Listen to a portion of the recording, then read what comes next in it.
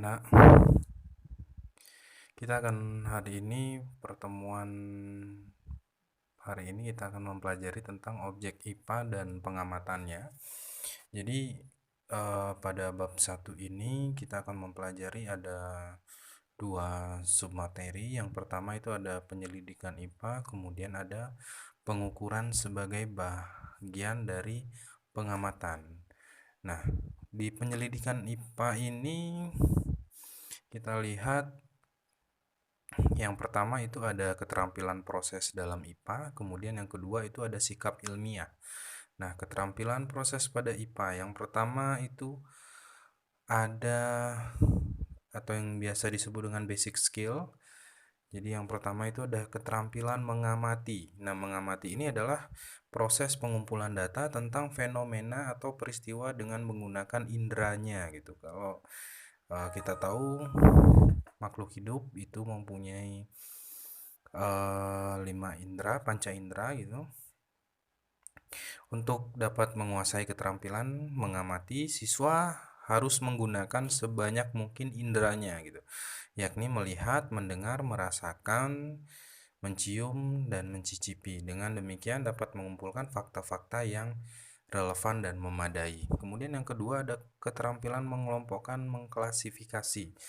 Nah, mengelompokkan ini yaitu suatu sistematika yang digunakan untuk menggolongkan sesuatu yang berdasarkan syarat-syarat tertentu. Jadi proses mengklasifikasikan ini mencakup beberapa kegiatan seperti mencari kesamaan, kemudian mencari perbedaan, mengkontraskan ciri-ciri, membandingkan, dan mencari dasar penggolongan. Nah, itu di mengelompokkan atau klasifikasi. Kemudian yang ketiga ada memprediksi atau menafsirkan. Nah, menafsirkan di sini hasil pengamatan ialah menarik kesimpulan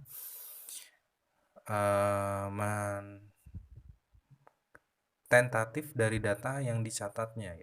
Hasil-hasil pengamatan tidak akan berguna bila tidak ditafsirkan.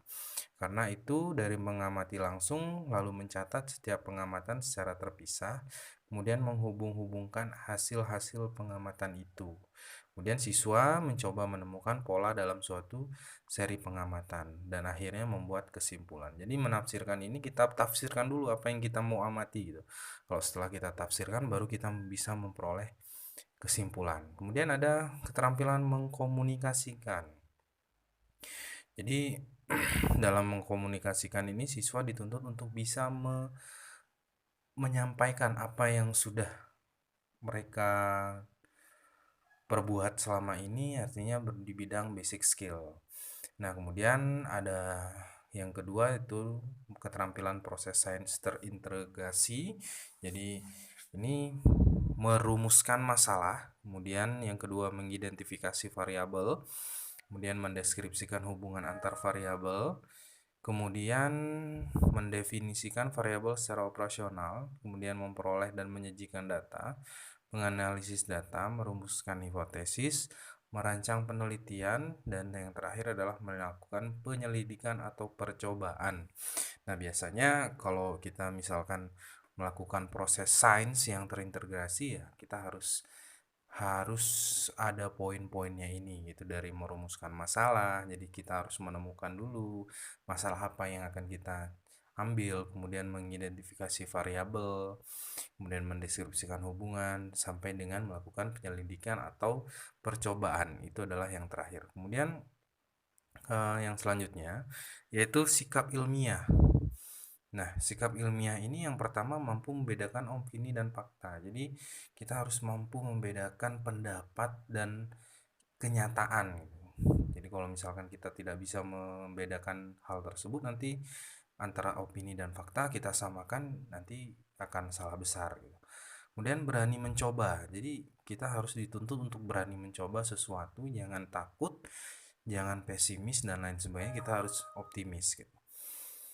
Kemudian jujur. Nah, ini adalah landasan hidup manusia. Kemudian teliti. Jangan ceroboh, selalu ingin tahu. Jadi kita selalu ingin tahu apa sih yang akan kita teliti gitu.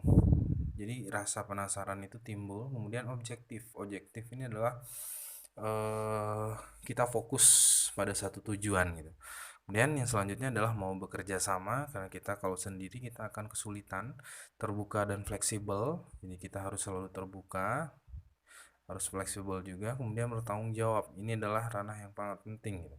Kalau misalkan tidak bertanggung jawab, nanti akan susah suatu pengamatan itu sendiri gitu. Kemudian ulet dan gigih. Jadi kalau misalkan kita gagal, ya kita ulangi lagi, kita asah lagi kemampuan kita, jangan takut salah dan lain sebagainya. Kemudian yang terakhir adalah mensyukur karunia Tuhan. Ini sangat penting dalam hidup. Jadi kita jangan pernah mangkir ataupun tidak pernah bersyukur atas karunia Tuhan. Nah, itu adalah kedua opsi tadi. Yang pertama itu ada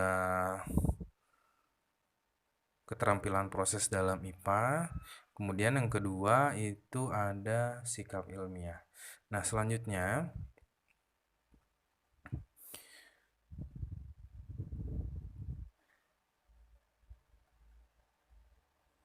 kita akan masuk ke dalam subbab pengukuran sebagai bagian dari pengamatan. Nah, pengukuran sebagai bagian dari pengamatan ini, itu yang pertama ada empat pokok bahasan. Yang pertama itu adalah pengukuran. Nah, pengukuran ini kita buka. Jadi pengukuran ini mencakup ada 4 opsi atau 4 bagian yang akan kita pelajari. Yang pertama adalah satuan baku dan tidak baku. Apa sih itu satuan baku dan tidak baku gitu? Kemudian yang kedua, pengukuran langsung dan tidak langsung. Dan yang ketiga itu adalah kesalahan dalam pengukuran. Kemudian yang terakhir adalah ketelitian dan keselamatan kerja. Oke, akan kita bahas satu-satu nanti.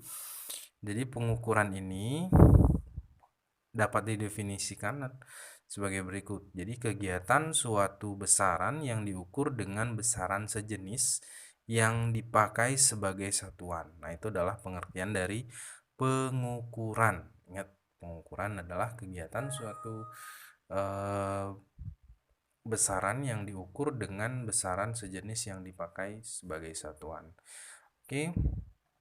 Selanjutnya kita akan mempelajari tentang satuan baku dan tidak baku. Nah, satuan baku ini terdiri dari mencakup ada dua. Yang pertama itu adalah satuan tidak baku. Jadi satuan tidak baku di sini kita lihat.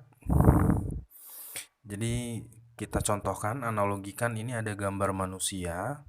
Ada beberapa organ manusia. Yang pertama itu ada tangan, kemudian ada lengan, kemudian ada manusia itu sendiri, kemudian ada telapak kaki. Nah, kenapa ini dikatakan tidak baku? Itu karena pengukurannya bisa bergeser ataupun tidak pasti. Nah, itu yang dinamakan dengan satuan tidak baku. Kita contohkan saja, jengkalan tangan. Jengkalan tangan orang dewasa dengan anak kecil itu sangat jauh, sangat berbeda gitu. Nah, itu contoh dari satuan tidak baku. Nah, bisa kalian pahami? Jadi kalau satuan tidak baku itu seperti apa? Oke, saya ulang lagi. Jadi di satuan tidak baku ini contohnya seperti jengkal pada jari. Nah, antara kalian masih kecil kemudian dibandingkan dengan yang orang dewasa, itu tentu saja jengkalnya sangat berbeda. Nah, kemudian yang kedua yaitu satuan baku di sini dicontohkan pada mistar. Ini ada ukuran sentimeter dan inci gitu. Nah, sekarang coba kalian bandingkan. Pernah nggak kalian melihat mistar yang dari kayu yang digunakan oleh bapak dan ibu guru kalian? Nah, kalau misalkan kita lihat di sana, itu sudah menjadi satuan baku antara mistar besar dan mistar kecil, itu sama ukurannya. Tidak ada yang berbeda gitu. Walaupun bentuknya dia besar maupun dia kecil. Paham ya masalah satuan tidak baku dan satuan baku? Oke, jadi satuan baku dan tidak baku itu dapat didefinisikan. Satuan itu adalah standar ukuran